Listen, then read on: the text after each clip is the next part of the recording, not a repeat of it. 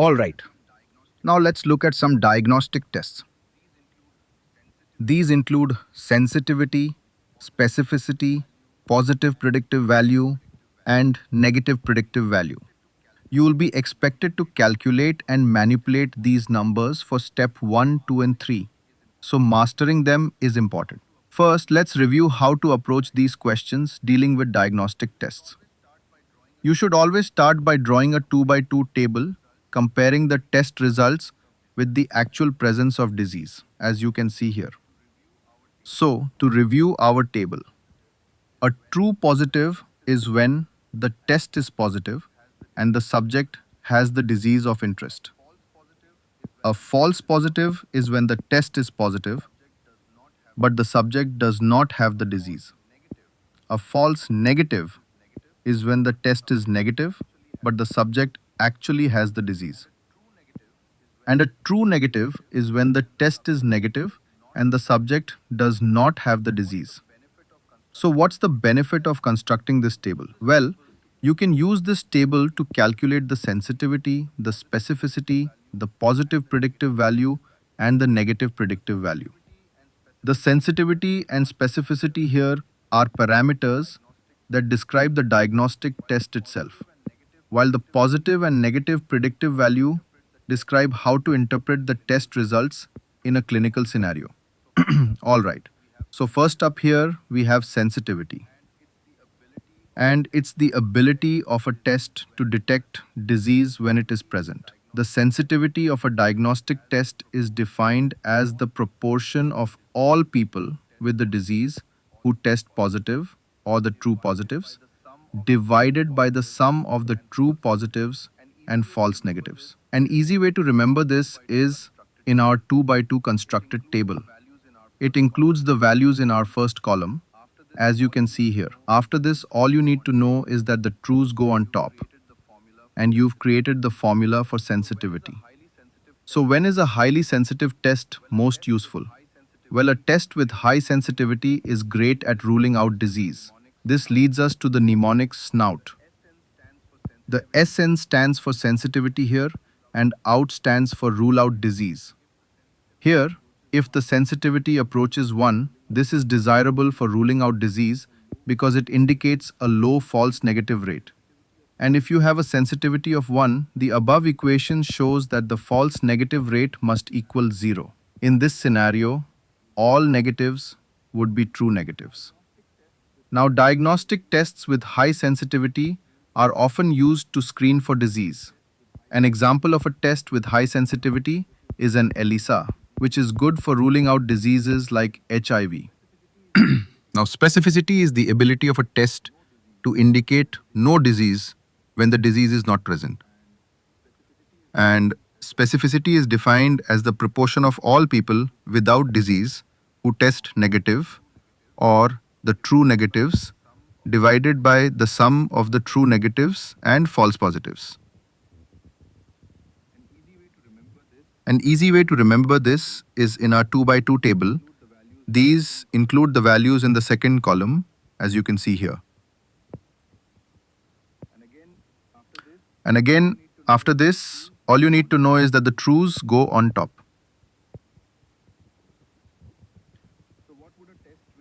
So, what would a test with high specificity be good at? There you go, ruling in disease. This is often remembered with the mnemonic SPIN. Here, the SP stands for specificity and IN stands for rule in. So, here, a specificity approaching 1 is desirable at ruling in disease, as this indicates a low false positive rate. And if the specificity of a test is 1, the above equation shows the false positives must equal 0, and therefore all positive tests would be true positives. Now, a diagnostic test with a high specificity is often used as a confirmatory test after a positive screening test. An example of this would be after a positive screening test for HIV with the ELISA, it is often confirmed with a highly specific test, the Western blot. Now, this graph shows how you can shift the trade off between sensitivity and specificity by adjusting the threshold of a positive test. This curve here represents patients without disease, and for our example, it will be no prostate cancer. And this curve here represents patients with disease, and for our example, it will be patients with prostate cancer. So here we're going to use the PSA to illustrate potential cases of prostate cancer.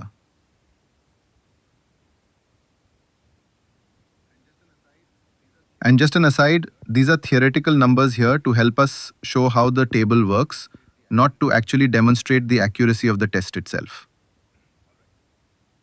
All right.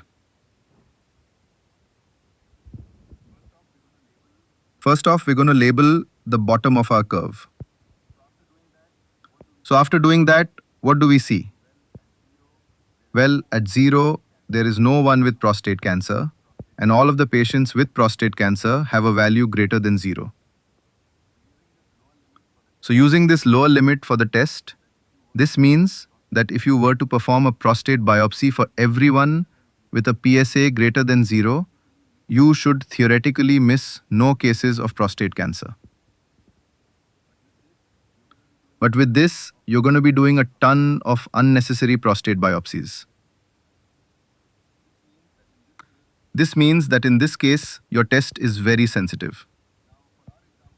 Now, for our example, let's change our PSA value to 4 here. You can see that some patients with prostate cancer actually have a PSA less than 4. These are actually the false negatives. And if you only did a prostate biopsy with a PSA greater than 4, you would miss these patients or their test would be falsely negative. With this, you can also see that there are a proportion of patients without prostate cancer who have a PSA greater than 4. Now, these would be our false positives, or our test is falsely positive, and the prostate biopsy would show them not to have prostate cancer. Now, let's move our PSA to 8. What do we see? Well, if you biopsy patients only with a PSA equal to or greater than 8, everyone would have disease. This would be a very specific test. But you can see that you actually miss a lot of patients who have disease but have a PSA less than 8. Another way boards like to test this concept is by showing you an operator curve like this one. Here, the y-axis will be sensitivity and the x-axis will be 1 minus specificity. So with that in mind, which curve on the graph represents the most sensitive and specific diagnostic test? There you go, choice A. This test shows a sensitivity that quickly rises when specificity is close to 1. This would be a very good test in distinguishing between disease and non-disease states.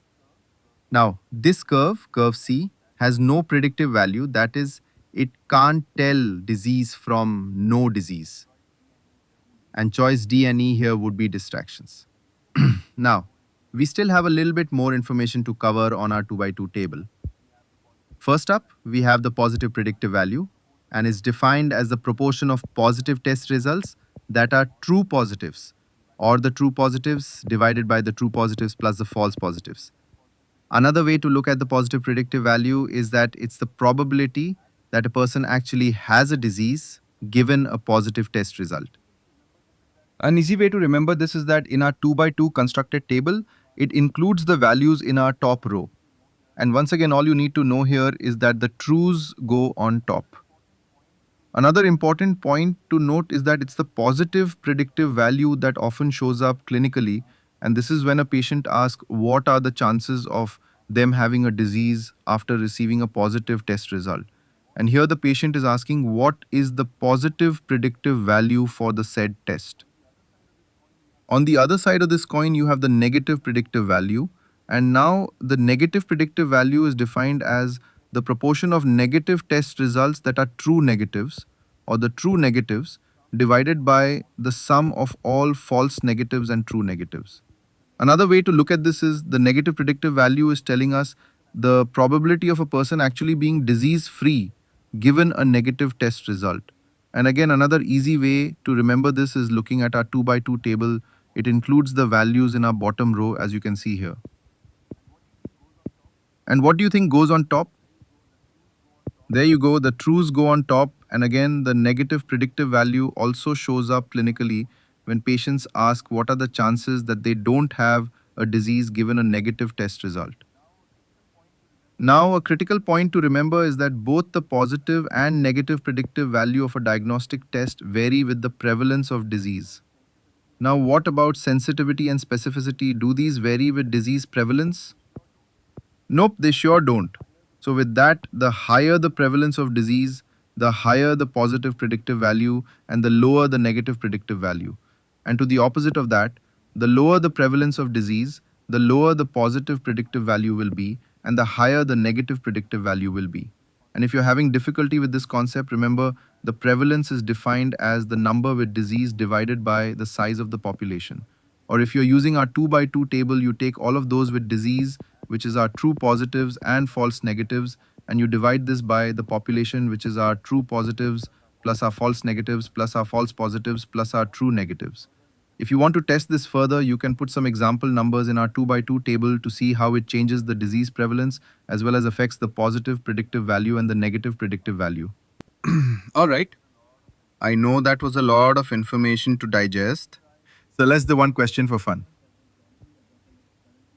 It's discovered that the zombie apocalypse currently invading the world is being spread by a virus. This virus can happily be detected by an ELISA assay developed by the World Health Organization. Currently, there is no vaccine. The outbreak has started in China, and thus the virus has affected 10 times as many people from China as from the United States. So, with that information, how are the sensitivity, the specificity, the positive predictive value, and the negative predictive value affected?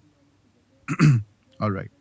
So, thinking on it together, the sensitivity and specificity are not changed by disease prevalence because they are inherent to the test itself.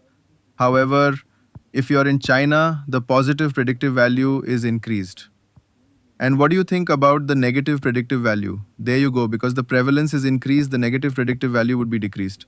And if you think of it this way, if you live in China where more people are turning into zombies, you are 10 times more likely to be a zombie. So even if the test is false, there's a greater chance that the test is a false negative because you are 10 times more likely to be a zombie. All right. Well, that wraps this up. See you in the next session.